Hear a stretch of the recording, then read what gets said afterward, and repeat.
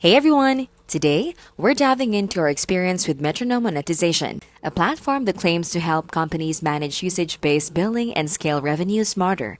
After using it across several projects, we realized there's a lot this platform gets right, and a few things you definitely want to know before committing.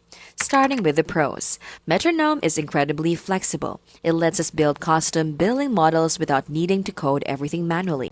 The real-time usage tracking is surprisingly accurate, and it gives teams a much clearer picture of customer behavior, making it easier to adjust pricing on the fly. We also like the clean interface and strong API integrations that connected smoothly with our existing tech stack. For companies that struggle with messy spreadsheets or outdated billing systems, this feels like a major upgrade. But now the cons. First, the platform can feel overwhelming during setup.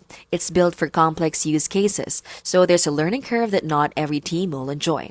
Pricing is also something to think about. It's not the cheapest solution, especially for smaller businesses or startups that may not need all the advanced features. We also found that while support is responsive, documentation could still be clearer for non-technical users. So does Metronome really help companies generate revenue? Yes, but mainly for companies that already have usage-heavy products and need scalable billing without errors.